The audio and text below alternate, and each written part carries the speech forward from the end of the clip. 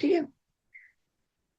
So I will keep sharing the recording after every lecture, so that those who are unable to attend the classes because of any personal commitments, जिनके coaching classes है या कुछ भी चीजें हैं, वो recording के through जा सकते हैं. वैसे भी कोई जाएगा नहीं पता है मुझे, but still fine. So let's have an introduction about ionic equilibria. Lesson number 3, ionic equilibria. बहुत ही ज्यादा इजी लेसन है. 3 मार्क्स का कंपलसरी, 4 मार्क्स का कंपलसरी वेटेज इस लेसन को है. और इस लेसन के ऊपर से compulsorily you people will get 1 numerical in MCQ and 2 mark का question in section number B. Section number B के इस लेसन के क्वेश्चन जो है वो फिक्स्ड है. 2-4 ही क्वेश्चन बार बार रिपीट होते हैं. पीएचपी ओएच का रिलेशनशिप एंड ऑल. लेकिन न्यूमेरिकल्स जो है वो वेरी होते हैं. न्यूमेरिकल्स जो है वो बहुत ज्यादा इजी है. For solving the numerical you all need the log book. Give me a minute, sorry.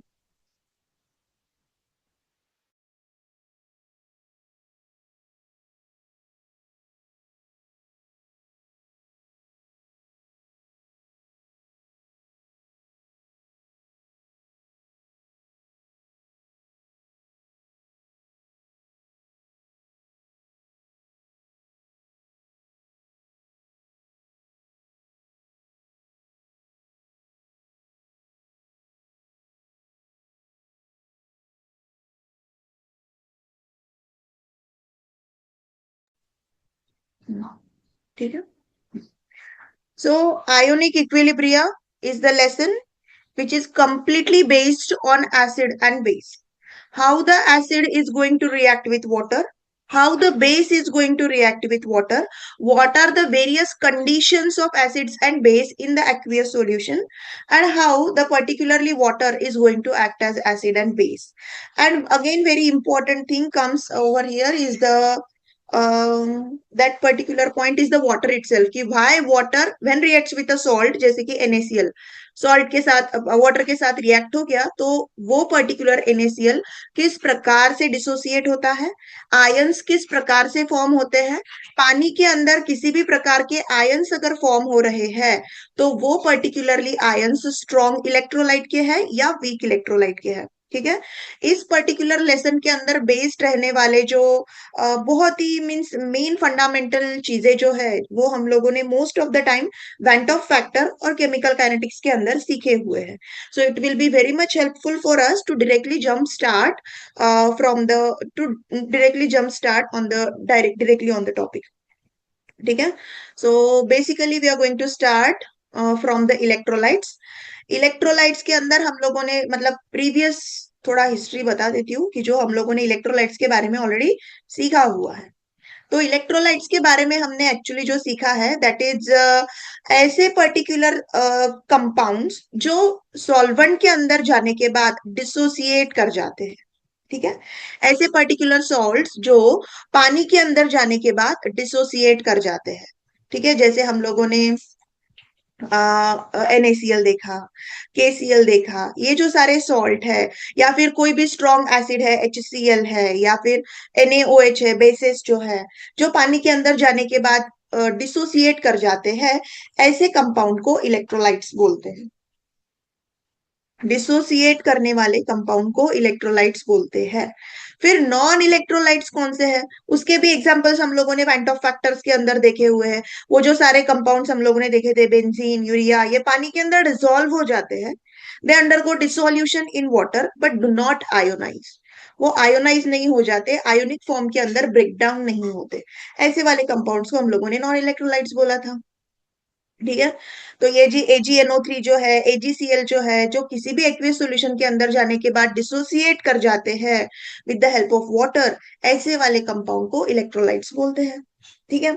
अब इलेक्ट्रोलाइट्स में भी आती है कंपटीशन की कौन से वाले इलेक्ट्रोलाइट्स इमीडिएटली डिसोसिएट करते हैं, कौन से वाले इलेक्ट्रोलाइट्स स्लोली स्लोली डिसोसिएट करते हैं.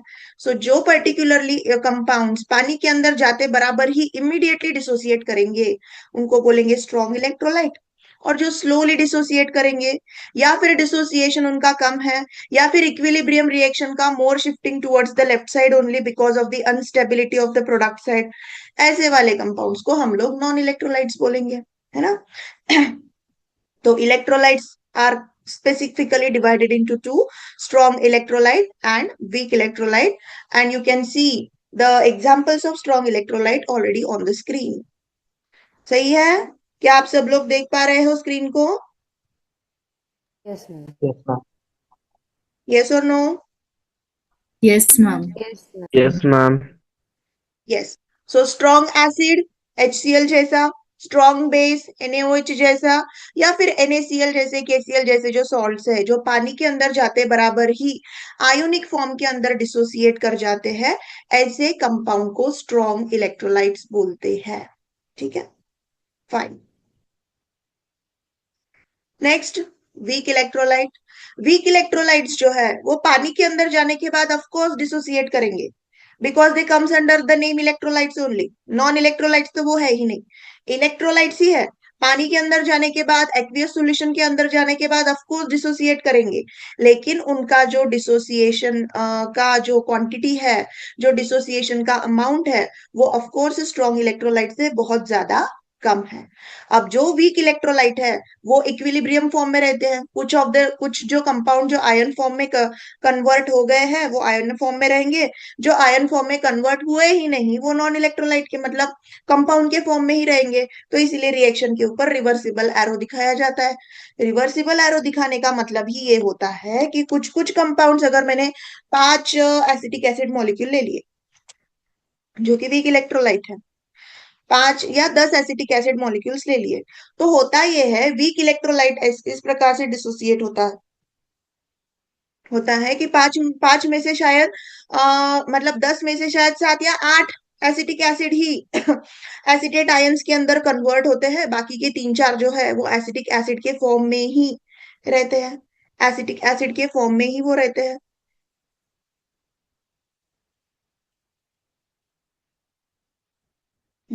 वो एसिटिक एसिड के फॉर्म में ही रहते हैं. तो ऐसे पर्टिकुलर जो कंपोनेंट्स है जो सारे के सारे पानी के अंदर जाने के बाद डिसोसिएट नहीं करते, ऐसे कंपाउंड को हम लोग वीक इलेक्ट्रोलाइट बोलते हैं. ठीक है, एग्जाम्पल्स कौन से हैं वीक इलेक्ट्रोलाइट के? Weak acids and weak bases. Weak bases के अंदर आता है अमोनियम हाइड्रोक्साइड, वीक एसिड के अंदर आता है एसिटिक एसिड. जो पानी के अंदर जाने के बाद डिसोसिएट तो करेंगे, आयोनाइज तो करेंगे, लेकिन जितने डाले हैं वो सारे के सारे आयोनाइज नहीं करेंगे. इसके टाइम पे हम लोग देखते हैं कि सपोज 1 ही मोल मैंने डाला हुआ है एसिटिक एसिड का, 1 मोल में से अल्फा ही डिसोसिएट कर गए, तो बचे कितने? 1 माइनस अल्फा. तो ये जो केस होती है ये किसके बीच में होती है? हमारे वीक इलेक्ट्रोलाइट के केस में होती है. स्ट्रॉन्ग इलेक्ट्रोलाइट के केस में सपोज मैंने HCl पानी के अंदर डाल दिया तो पूरा H प्लस और Cl माइनस जो है डिसोसिएट कर ही देगा. There is no more presence of traces of HCl only in the aqueous solution, क्योंकि वो स्ट्रॉन्ग इलेक्ट्रोलाइट है, कंप्लीटली डिसोसिएट कर जाएगा. ठीक है, तो हमारा जो ये पूरा आयोनिक इक्विलिब्रिया है ये कंप्लीटली बेस्ड है वीक इलेक्ट्रोलाइट्स के ऊपर. कंप्लीटली.